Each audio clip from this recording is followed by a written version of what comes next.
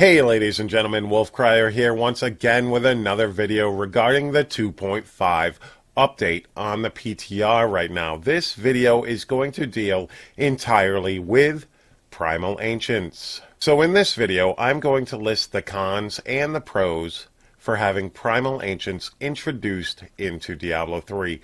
There is a huge uproar on the forums and in the game itself on the PTR server about the Primal Ancients and whether they should be added to the game or not. And currently it seems that the consensus for the most part is no, they should not. When I did my video yesterday for this update, for these patch notes that is, I was very excited about Primal Ancients, and I still am for the most part.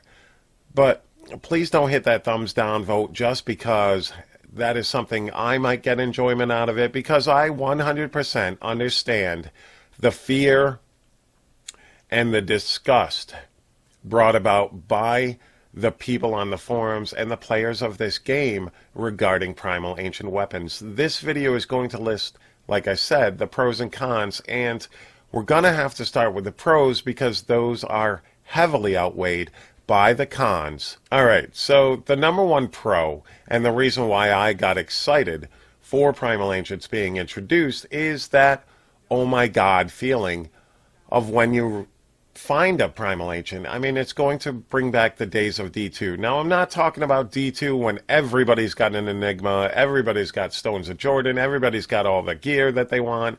I'm talking about old school, when you could run a friggin' bot in the game and still never see certain items ever while you were playing it. I remember finding a Tal Rasha's on my Druid, and I thought it was amazing because I turned around and sold that for $45 on eBay. Yes, Diablo 2 had a real money auction house, except it was called eBay. That type of feeling can be brought to Diablo 3 with Primal Ancients, which excited me. And that is why I was pro Primal Ancients when it was first announced. But the more I think about it, I mean, I'm on the fence now. I'm still somewhat excited by the prospect of getting that wicked kick-ass item that could push me into higher GRs, but we'll have to wait and see. Now, one of the other good things, one of the other pros, is initially, as the seasons start and that type of thing, more builds will be viable. Not because they're viable, but simply because now you have a Primal Ancient weapon that works with this build instead of Raiment Generator build. So now I have a Ancient Balance, a Primal Ancient Balance, which makes my Tempest Rush currently deal more damage than an R6 Generator build.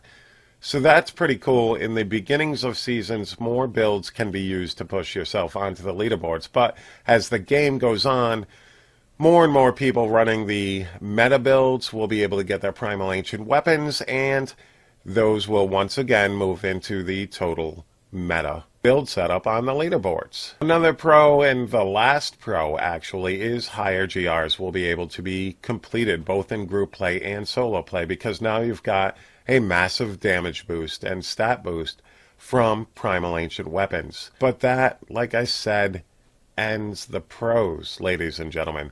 The cons are concerning because of the number one con. The number one con to Primal Ancient legendaries and set items is the fact that Diablo 3, unlike Diablo 2, does not have a trading system outside of the party trading system. I truly think that if Blizzard wants to introduce Primal Ancients, they really need to bring back some form of trading. I'm not saying money auction house or auction house at all. Just a trade system, ladies and gentlemen.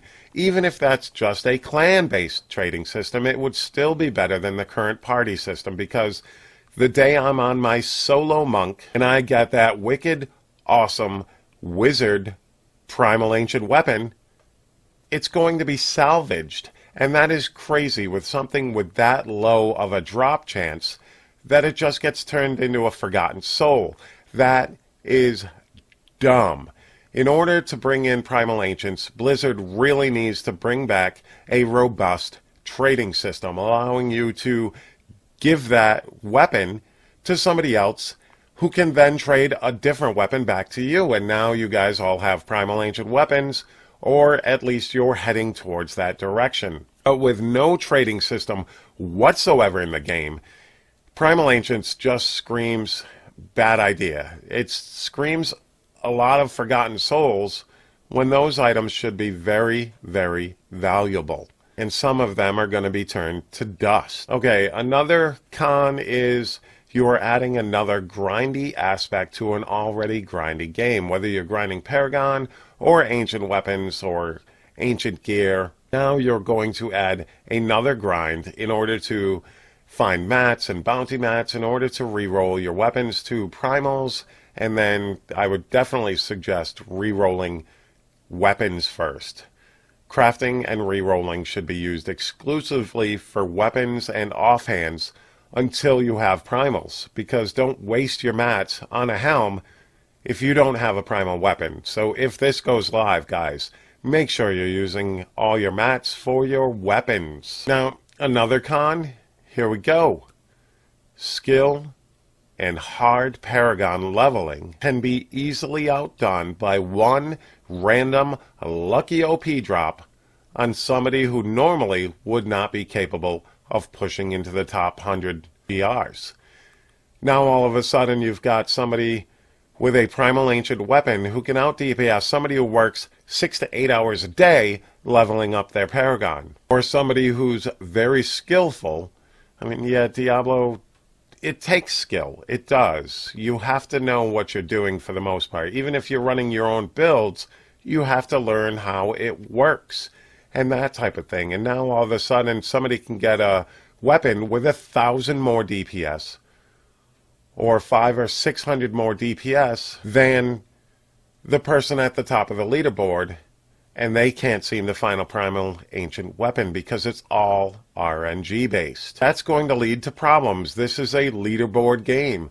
Whether you like to push the leaderboards, whether you like to have fun like I do, pushing random builds, etc., that's okay. But there are people who enjoy the push of the game. There are people who enjoy pushing that leaderboard as hard as they can and being the best. For them, that is a goal, and that should not be taken away from them just because I like playing how I like to play. And the last con is going to be the fact that Primal Ancient legendaries and set items can still be garbage. As this was mentioned in the comments section of my previous 2.5 patch note videos, somebody's going to get a Primal Ancient Obsidian Ring, which is trash because it's going to have the same stats as a normal Obsidian Ring.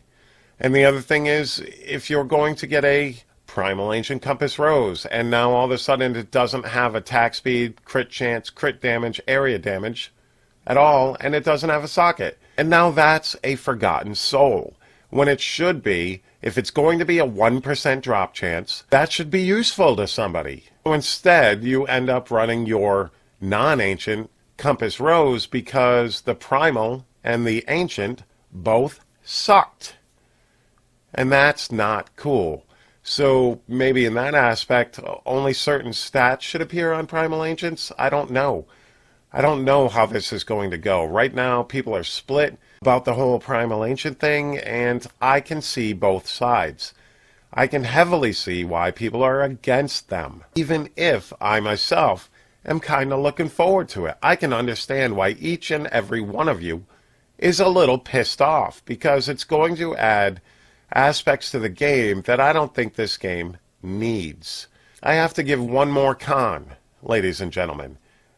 The numbers in this game are too damn high to balance the game. And now you've introduced a new item that unbalances the game even further. Because now R6 will be the best build, or whatever they decide during each season to buff is going to be the best build, and you can't balance it because the numbers are out of control. The reason you can control League of Legends, Overwatch, Heroes of the Storm, and that type of thing for the most part, yes, there are outliers even in those games, but for the most part, the reason you can balance those games is because the health pools are in the hundreds, not the trillions. And the further you go up in GRs, the higher those numbers go. The higher those numbers go, the harder it is to balance those sets, those builds.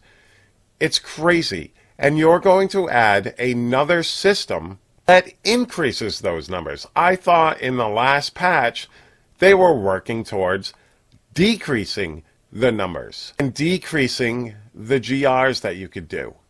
And instead, this just pile drives the ability to balance this game into the ground. The devs have pretty much said it. They cannot balance all 24 sets plus the LON sets. Meanwhile, in other games, there are more characters than that, than there are builds in Diablo 3, and those games can be balanced. Why? Because the numbers are lower. You cannot balance a game where the numbers are in the trillions. And that, ladies and gentlemen, is another con for Primal Ancient Legendaries. And that, ladies and gentlemen, is another con for Primal Ancient Legendaries. Now, when I released my 2.5 patch notes video, I was very excited about Primal Ancients because it added a new aspect to the game. But now, like I said during this video, I am on the fence because I can totally understand where this can go 100% wrong. Ladies and gentlemen, I want to thank you for checking out this video. Comment below what you think of this new system, what you think of this video. Guys, hit that like button, hit that subscribe button. And guys, have a great day. Peace.